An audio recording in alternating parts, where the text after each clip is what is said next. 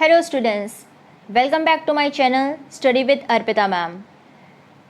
We were talking about the first chapter of your history, that is brick, beats and bone. And today we are going to cover the topic of strategies for procuring materials. यानी वो specific तरीके जिसके basis पे हमें materials मिलते होंगे, चाहे वो कंट्री में हो या कंट्री के बाहर से हो. Okay, as it obvious, a variety of materials was used for craft production. ये तो बहुत क्लियर है, ठीक है, कि जो प्रोडक्ट्स हैं वैरायटी ऑफ मटेरियल्स का इस्तेमाल होता होगा प्रोडक्शन बनाने में. अभी हम लास्ट टॉपिक में ही पढ़े हम लोग कि क्राफ्ट प्रोडक्शन के लिए आपका मेटल्स का और क्या कहते हैं स्टोन्स का, बीट्स का, your variety type of the stones like carnelian और बहुत सारी चीज़ों का इस्तेमाल होता था. Okay, while some such as the clay were locally available, many such as stone, timber and metal had to be procured from outside the alluvial plains. तो कुछ चीज़ें जैसे क्ले था वो तो आपका लोकली अवेलेबल हो जाता था, मतलब अपने शहर में ही, अपने एरिया में ही मिल जाता था. लेकिन कुछ चीज़ें जैसे कुछ स्टोन्स हैं, टिम्बर यानी लकड़ी हो गया, ठीक है, मेटल्स हो गए, इन सबको को क्या करना पड़ता था, बाहर से मंगवाना पड़ता था, यानी उनके अपने एरियाज़ में उनको नहीं मिलता था. अलुवियल प्लेस का मतलब क्या हो गया, वो इंडस एरिया, तो वहाँ पर वो चीज़ अवेलेबल नहीं होती थी. Terracotta toy model of bullock cart suggests that this was one important means of transporting goods and people across land routes. अब अगर बुलक कार्ट दिखा है, मिट्टी का बना हुआ खिलौना, अगर आपका जो बैलगाड़ी होती है उस तरह का कंटेंट अगर हमें खिलौनों में मिला है तो बहुत क्लियर है कि इसका इस्तेमाल ट्रांसपोर्टेशन के एक सोर्स की तरह किया जाता होगा, यानी सामान एक जगह से दूसरी जगह पहुंचाया जाता होगा. वही दूसरी तरफ riverine routes along the Indus and its tributary as well as coastal routes were also probably used. तो नदी का भी इस्तेमाल तो होता ही होगा. पहले जब आपका अगर हम बात करें आपके जो नदियों का रूट है, और क्योंकि इंडस और उसकी ट्रिब्यूटरीज इतने लार्ज स्केल में फैली हुई थी तो आसानी से आप कनेक्ट हो सकते थे, ठीक है ना. तो आपका land route and river route are the two sources by which they were transporting their products from one place to another. Okay, now the first specific subtopic in this particular topic, that is material from the subcontinent and beyond. यानी जो सामान है वो कहाँ से लाया जा रहा है, ठीक है. The Harappan procured materials for craft production in various ways. For instance, they established settlements such as Nageshwar and Balakot in areas where shells was available. अब हड़प्पन एरिया में जो चीज़ें मिल रही हैं वो कई जगह से मंगवाई जा रही है, जो जहाँ की स्पेशलिटी, जो जहाँ ज़्यादा अमाउंट पे अवेलेबल है वहाँ से चीज़ें मंगवाई जा रही हैं. जैसे एग्जांपल दिया है नागेश्वर और बालाकोट का, ये टॉपिक हमने लास्ट टॉपिक में भी पढ़ा है. नागेश्वर और बालाकोट जो है आपका कोस्टल एरिया के पास था, तो वहाँ पर शेल्स बहुत लार्ज स्केल में अवेलेबल होते थे, इसलिए वहाँ से क्या किया जाता होगा, शेल्स खरीदा जाता होगा या वहाँ पर शेल्स के प्रोडक्शंस बनते होंगे, ठीक है. अदर सच साइट्स वर शटुगाई in far of Afghanistan near the best source of lapis lazuli, a blue stone that was apparently very high valued. तो शटुगाई एरिया की हम बात कर रहे हैं, जो अगेन एक आपका क्राफ्ट प्रोडक्शन साइट है. वो वहाँ पर क्या मिलता था, लैपिस lazuli, एक तरह का नग, एक ब्लू कलर का स्टोन, ओके, ब्लू कलर का नग जो कि बहुत ज़्यादा कीमती होता था, ठीक. वहाँ पर हमें शटुगाई एरिया में लैपिस lazuli मिलता था. वही दूसरी तरफ Lothal which was near sources of the carnelian and carnelian steroid and metal. Okay, तो लोथल जो एरिया है वहाँ पे कार्नेलियन जो एक आपका लाल कलर का नग था, ठीक है, स्टोन था लाल कलर का, वो फ्रॉम बैरूच इन गुजरात, ठीक है, बैरूच एक जगह है गुजरात से, वहाँ से मंगवाया जाता होगा, वहाँ से कनेक्टेड होता होगा. वही स्टेटाइट जो आपकी सॉफ्ट स्टोन होते थे, और मेटल, ठीक है, अलग अलग एरिया से क्या किया जाता होगा, मंगवाया जाता होगा. आपका स्टेटाइट जो है from south Rajasthan and north Gujarat, और मेटल जो है वो फ्रॉम राजस्थान से. Another strategies for procuring raw materials may have been to send expeditions to areas such as the Khetri region of Rajasthan for copper and South India for gold. तो दूसरी चीज़ें क्या है, कई और तरीके से भी रॉ मटेरियल ऑब्टेन किया जाता होगा जो आपके लोकल एरियाज़ है उनसे लोगों से कनेक्ट करके क्या किया जाता होगा, रिसोर्सेज पाए जाते होंगे। जैसे कॉपर राजस्थान से मिलता था, वही जो गोल्ड है वो आपके सदर्न इंडिया से मंगवाया जाता था। These expeditions establish communication with local communities. तो वहाँ पर ये सब सामान कैसे मंगवाया जाता होगा, वहाँ की जो लोकल कम्युनिटीज़ है उनसे कांटेक्ट में आया जाता होगा और उसके ज़रिए वहाँ से सामान अपने वहाँ मंगवाया जाता होगा। Occasional finds of Harappan artifacts such as statite microbeads in these areas are indicator of such contact. तो जो आपका ये केतरी एरिया है आपका राजस्थान एरिया में, वहाँ पर हमें माइक्रोबीड्स के वेस्ट मिले हैं, ठीक है, मतलब माइक्रोबीड्स मिले हुए हैं। तो अगर हम कहें कि इसका जो कंटेंट है चौहंदरो जो टॉपिक हमने पढ़ा था, वहाँ पर अगर इस तरह के प्रोडक्शन बनते थे तो मतलब वहाँ से इस चीज़ को कहीं यहाँ पर केतरी एरिया में मंगवाया गया होगा या भेजा गया होगा, ठीक है। यानी इन दोनों एरिया का, केतरी या चौहंदरो जैसे एरिया हैं, इनका क्या होगा, कनेक्शन रहा होगा, ठीक है। एक एरिया का सामान अगर दूसरी जगह पे मिल रहा है तो ये सबूत दे रहा है कि इन दो एरियाज़ के बीच में कुछ ना कुछ कनेक्शन डेफिनेटली रहा होगा उस टाइम पीरियड में।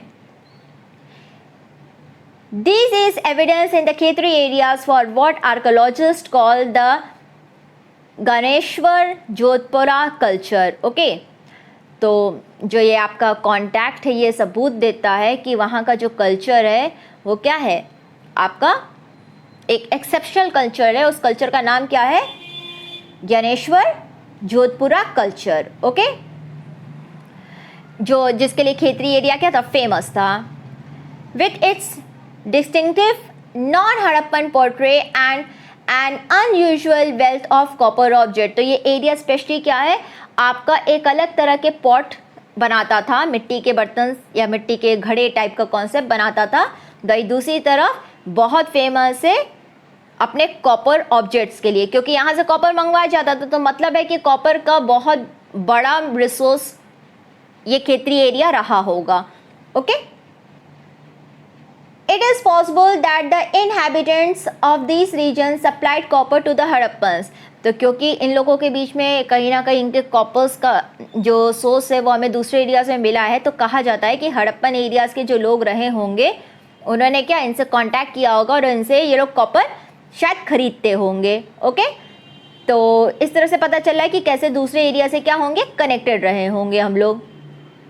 Now contact with the distant lands. Okay, यानी हमारा दूर एरिया से कैसे कांटेक्ट रहा होगा और क्या सबूत है कि हम कह सकते हैं कि हमारा उनसे कांटेक्ट रहा है। Recent archaeological find suggest that copper was also probably brought from Oman on the south eastern tip of the Arabian peninsula. तो कुछ रिसर्चर्स ने, कुछ आर्कोलॉजिस्ट ने कहा है कि कॉपर जो है सिर्फ केतरी एरिया से नहीं बल्कि ओमान एक जगह जो है वहाँ से भी शायद मंगवाया जाता होगा, ठीक है। ओमान जो कि मिडिल ईस्ट में एक कंट्री है, वहाँ से क्या किया जाता होगा, शायद कॉपर मंगवाया जाता होगा, ठीक। Chemical analysis has shown that both the Omani copper and Harappan artifacts have traces of nickel suggesting a common origin. तो जो कॉपर आपका ओमान एरिया में और हड़प्पन एरिया में मिला है, दोनों में क्या है, निकल पाया गया है, जिससे सबूत मिलता है कि ये क्या है, एक ही जगह से बना होगा, ठीक। तो ओमान से शायद बना होगा, वहाँ से हम लोग क्या करते होंगे, खरीदते होंगे। Okay, these are other traces of contact as well. तो डेफिनेटली अगर हम बात करें कि सेम ओरिजिन है, एक ही तरह की चीज़ दो जगह पे मिल रही है, तो कहीं एक जगह से वो बना होगा। अब हमें पता हमारे वहाँ हड़प्पन एरिया में तो कॉपर का कुछ मेन रिसोर्स रहा नहीं है, एक खेतरी एरिया ही है खाली। तो यानी ओमान से हम लोग क्या करते होंगे, कॉपर खरीदते होंगे। Okay, a distinctive type of vessel, a large Harappan jar coated with the thick layer of black clay have been found at Omani sites. अब देखो एक और सबूत मिल गया है, okay. There are other traces also. एक तो हमने कहा कॉपर का कंटेंट, दूसरा हमने कहा है एक हड़प्पन जार, ओके, एक बहुत बड़ा हड़प्पन जार। देखो यहाँ पर राइट हैंड साइड आपको वो जार दिखा रहा है, ठीक है। एक बहुत बड़ा हड़प्पन जार जो ब्लैक क्ले से कोट किया जाता था, जैसे घड़े होते हैं ना, घड़े आप देखते हो वो काले उससे पूरा कोट किया जाता है, जो मिट्टी के घड़े बनते हैं वो काले उससे कोट किया जाता है, क्यों? ताकि वो बहुत ठंडा रहे। तो उसी तरह का लगभग एक जार जो है हमें मिलता है, ठीक है, जिसपे ब्लैक थिक लेयर की कोटिंग की गई है ब्लैक क्ले से। कहाँ मिला है? ओमानी साइड्स पे। लेकिन ये जार कहाँ का है? आइडियली तो हड़प्पा एरिया का है, तो शायद हड़प्पा से ये जार जो है वहां पर भेजा गया होगा। Such thick coating prevent the percolations of liquid, यानी इन सब चीज़ों में जो है इस तरह के जो आपका ये जार होते हैं उसमें जब चीज़ें भरी जाती है तो उसको ख़राब होने से क्या होता है? वो बचाता है, ठीक है। तो इसमें शायद लिक्विड भरा जाता होगा और उसको, ताकि वो चीज़ ख़राब ना हो सके, इसलिए ये स्पेशली कोटिंग की जाती होगी। We do not know what was carried in this vessel, but it is possible that the Harappan exchanged the content of this vessel for Omani copper. तो आइडियली तो हमें नहीं पता कि इसमें क्या रहा होगा, लेकिन कह सकते हैं लोगों ने कहा कि शायद हम कॉपर के बदले में जो है उनको वो लिक्विड जो भी उस जार में भरकर हम भेजते थे उसको एक्सचेंज करते होंगे। यानी उस ज़माने में तो बार्टर सिस्टम था, यानी सामान के बदले सामान। तो हम उनसे कॉपर ले रहे हैं और उसके बदले में क्या है, कोई लिक्विड जैसी चीज़ है उसको जार में भर के क्या है वहाँ पर भेज रहे हैं, ओके। तो that is how the exchange we are doing. Mesopotamian text datable to the 3rd millennium BCE refers to copper coming from a region called Magan, okay, perhaps a name for Oman. अब Mesopotamia text में मैंने आपसे पहले भी कहा है कि हम एक ही टाइम पीरियड में नियर अबाउट हैं, तो एक दूसरे का कहीं ना कहीं नाम चाहे सिमिलर वे में या अलग टर्म में जो है इस्तेमाल किया गया है। अब मेसोपोटामिया की जो सिविलाइजेशन की किताबें हैं, स्पेशली जो 3rd मिलेनियम में हमें मिली हैं BCE टाइम पीरियड में, वहाँ पर हमने उस किताब में मेंशन होते हुए पाया है कि वहाँ पर कहा गया कि कॉपर जो है वो किसी एरिया से मंगवाया जाता था जिसका नाम था मैगन। तो लोगों ने कहा कि शायद ये वही प्लेस है जहाँ से हड़प्पा अपना कॉपर मंगवा रहा है, यानी Oman area. And interestingly enough copper found at Mesopotamian side also contain traces of निकल। स्टार्टिंग में कहा कि कॉपर में क्या है, निकल का कंटेंट पाया गया, ट्रेसेस, जो कि हड़प्पा और ओमान साइड पे दोनों मिला है। अब मेसोपोटामियन की किताबें हैं, उन्होंने कहा कि मेसोपोटामिया पे जो कॉपर है वो किसी मैगन एरिया से मंगवाया जाता था। अब मैगन जो आपका एरिया है जिसको रिसर्चर्स ने कहा कि शायद ये ओमान है, किस बेसिस पे कहा? क्योंकि यहाँ पर जो मेसोपोटामिया पे भी जो कॉपर मिल रहा है उसमें भी हमें निकल का ट्रेसेस मिला है, ठीक है। तो यानी अब कह सकते हैं ना कि हड़प्पा पे, मेसोपोटामिया में और आपका जो ओमान एरिया है, तीनों में एक ही तरह का आपको कॉपर मिल रहा है। यानी इन्हीं तीनों कंट्रीज में से कहीं से कॉपर मंगवाया जा रहा है, लेकिन कहाँ से? जहाँ पर कॉपर का रिसोर्स ज़्यादा होगा, और इन तीनों में कहाँ पर था? ओमान एरिया में, ठीक है। Other archaeological find suggestive of long distance contacts include Harappan seals, weights, dice and beads, okay. So कई आर्कोलॉजिस्ट ने जब रिसर्च किया, ओके, जब उन्होंने रिसर्च करना शुरू किया बाकी एरिया से, ठीक है, लॉन्ग डिस्टेंस यानी कि दूसरे एरिया से, दूर इलाकों से जब कांटेक्ट करना शुरू किया तो उन्हें बहुत सारी चीज़ें मिलनी शुरू हुई। Harappan seals, weight, dice, beads, बहुत सारी चीज़ों का कंटेंट हमें कई एरियाज में मिला है। In this contest it is worth note Mesopotamian text mention contact with regions name Dilmun, probably the island of Bahrain, Magan and Melukka, possibly the Harappan region। तो मेसोपोटामियन टेक्स्ट में 3 countries का नाम mention हो रहा है। एक है Dilmun जो कि शायद बहरीन का पुराना नाम रहा हो, मैगन जिसको हमने ऑलरेडी अभी कनेक्ट किया है ओमान एरिया से, और तीसरा है मुलक्का। मुलक्का is also a name may be used for the Harappan area, okay. These mention the products from Meloka, carnelian, lapis lazuli, copper, gold and varieties of wood. तो जब हमने मेलोखा की बात की है तो वहाँ से हमें पता चला है कि कई सारे प्रोडक्ट्स जो हैं एक्सचेंज किए जाते थे. आपके कार्नेलियन जो आपका लाल नग था, ठीक है, लाल स्टोन था, Lapis lazuli the blue one, copper, gold and varieties of the products. A Mesopotamian myth says of Meluka, may your bird be the Haja bird. May its call be heard in the royal palace. Okay? So, एक जैसे कहते हैं ना, कहावत एक तरह से कही गई थी कि may your bird be the Haja bird and may it call be heard in the royal palace. तो यहाँ पर जो हाजा बर्ड है वो किसके लिए इस्तेमाल किया गया था? पिकॉक के लिए. Did it get this name from its call?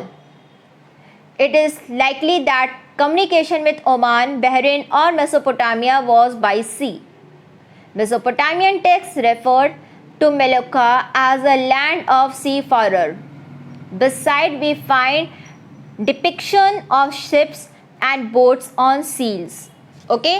तो क्या किस बेसिस पे इसको रखा गया पता नहीं, ठीक है, लेकिन हम ये तो कह सकते हैं कि हड़प्पा का जो है ओमान, बहरीन या मेसोपोटामिया से शायद कनेक्शन रहा होगा. वो भी किस तरह से? समुद्र के ज़रिए जो है कनेक्शन रहा होगा. ओके.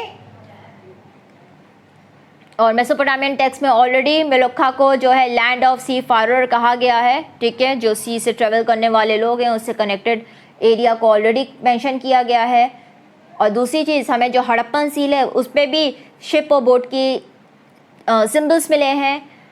तो शायद हम कह सकते हैं कि हम सीज के ज़रिए जो हैं उन एरिया से कनेक्टेड रहे होंगे. Okay. So for today this much we are having as for your video. Okay, the next topic we will cover in the next part, that will be your seal scripts and weights. Okay, so if you like my channel, subscribe it. Okay.